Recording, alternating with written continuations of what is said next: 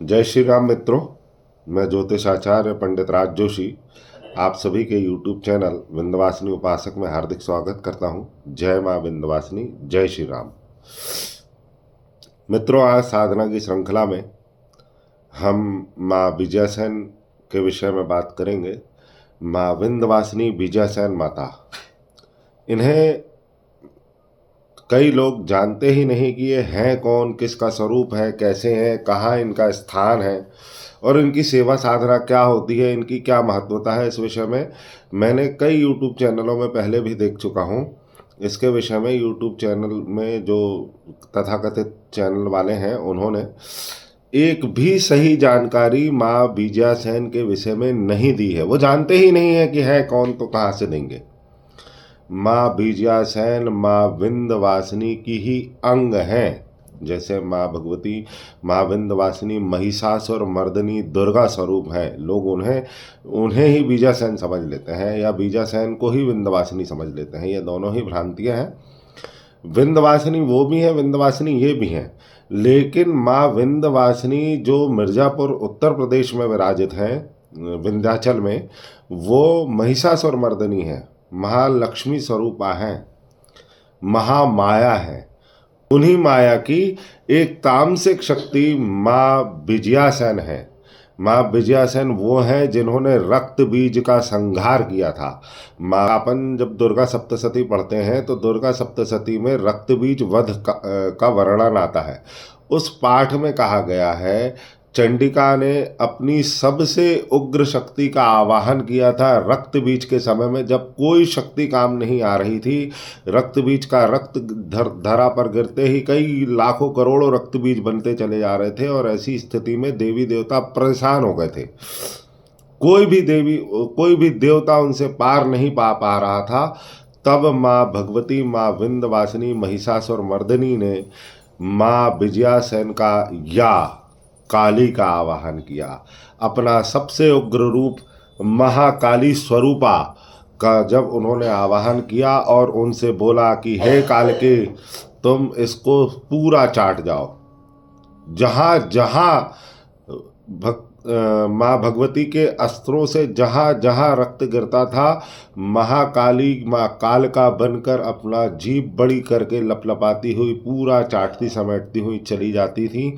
और जब माँ कालका ने, माँ काली ने, माँ महाकाली ने जब रक्त बीज का पूर्ण संहार किया, तब वो अपने विजय आसन पर सलकनपुर धाम में विराजित हुई थी और इसीलिए उन्हें सलकनपुर वाली विजयासेन माता बोला जाता है। माँ विंध्यवासिनी का ही वह स्वरूप है। विंध्याचल पर्वत में वास है उनका। विंध्याचल पर्वत मात्र उत्तर प्रदेश में नहीं है, विंध्याचल पर्वत MP में भी है। उसी श्रृंखला में आप अगर ऐसे देखेंगे तो आप मेरी बात को ज़्यादा बेहतर समझ पाएंगे कि माँ विंध्यवासिनी जो कि विंध्याचल में उत्तर प्रदेश में बैठी हुई हैं, वो महालक्ष्मी स्वरूपा है। फिर थोड़ा आप यहाँ आए तो महासरस्वती स्वरूपा माँ शारदा बैठी हुई हैं और आप इस तरफ आएंगे तो महाकाली स्वरूपा माँ विजयासेन जी बैठी हुई हैं। लोग इन्हें दुर्गा जी का स्वरूप मानते हैं, दुर्गा जी बोलते हैं, पर ऐसा नहीं है। उसका प्रमाण यह है कि आज से लगभग 20 वर्ष पहले माँ विजयासेन के धाम में सलकनपुर में मैंने अपने आँखों से बकरों की बलि होते देखा है। और दुर्गा माँ परम सात्विक शक्ति है, वहाँ पर बलि उनके सवाल ही नहीं उठता। लेकिन विजयासेन माँ को जो उनके सेवक हैं, उनके अनुयायी हैं, जिनके घर में वो पूजती हैं, उनको सभी को पता है कि माँ विजयासेन को बकरे की बलि लगती है। इसीलिए माँ विजयासेन दुर्गा का रूप नहीं है, वो महाकाली का स्वरूप है। उनकी साधना हर किसी के बस की नहीं है। दूसरी बात, विजयासेन का दूसरा अर्थ क्या होता है? बीज आसन, विजय आसन पर बैठने वाली विजयासन। और बीजासन का अर्थ हुआ बीज पर अपना आधिपत्य स्थापित करने वाली, मतलब मंत्रों में जो बीज होता है, जैसे क्रीम, ऐम, ह्रीम, श्रीम, इन सभी बीजों की अधिष्ठात्री देवी है विजयासेन। आप समझ नहीं सकते, तंत्र की महारानी है, हर किसी के बस की नहीं है। माँ विंध्यवासिनी का सबसे उग्र रूप बोला गया है उनको। जब भगवती ने उनका आवाहन किया था तब जब कोई देवी देवता काम नहीं कर रहा था तब उनको बुलाया जाता है। इनकी जो बंधनी है वो अति अति तीव्र है, तंत्र में हर कार्य करने में सक्षम।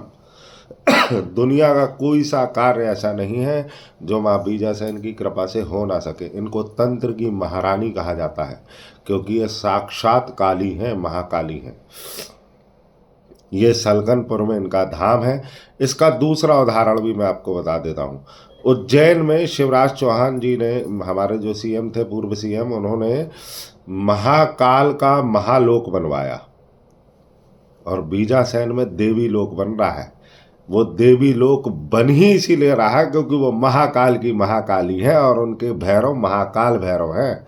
हर किसी को ये बात पता ही नहीं है कि बीजासेन शक्ति कौन सी है या वो है क्या चीज़।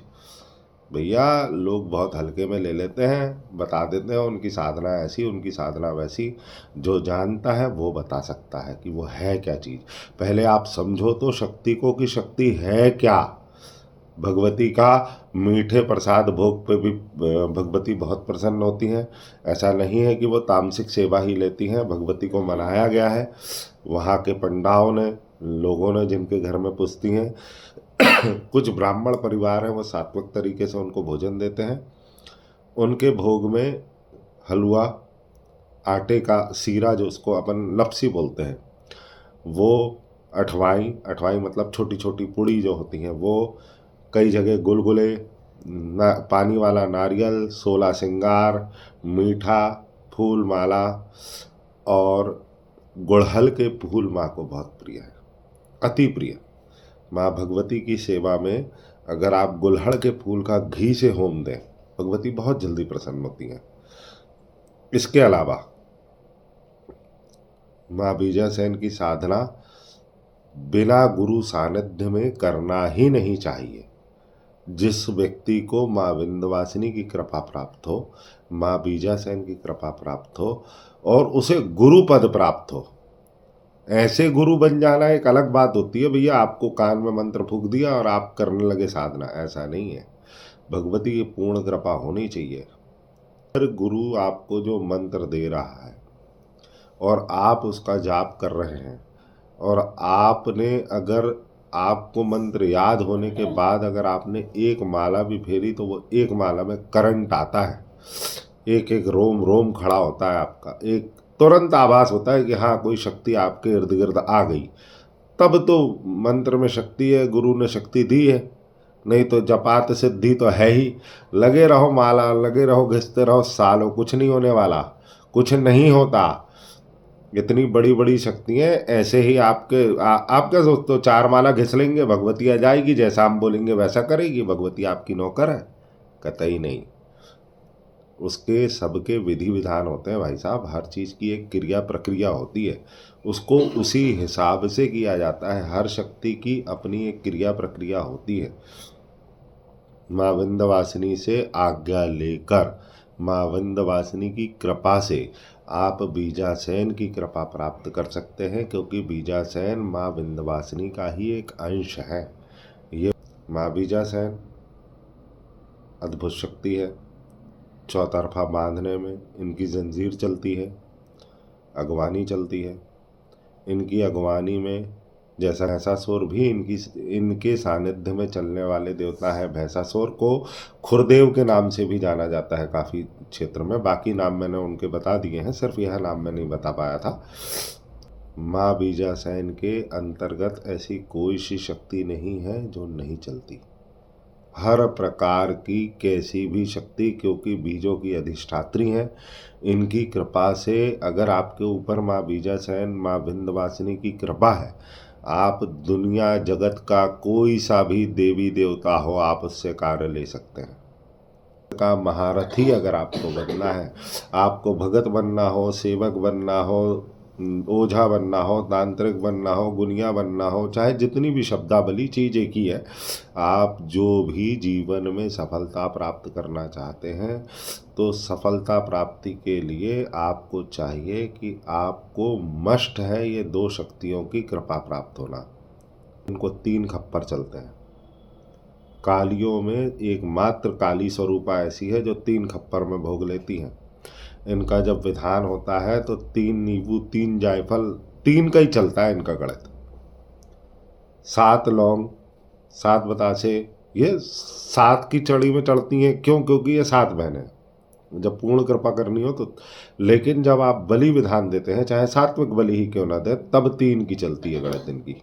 ये बात किसी को पता ही नहीं है, कहाँ कौन से आंकड़े, इनके दाने कैसे पढ़े जाते हैं इस विषय में जानकारी नहीं है लोगों को। इनका बाना कैसे होता है ये नहीं पता, बाना भी होता है कि नहीं होता है, भगवती की जोत कैसे उठती है, खप्पर कैसे चलता है।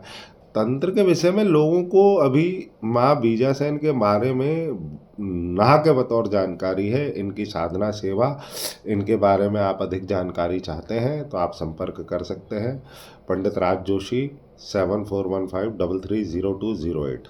जय माँ विंध्यवासिनी।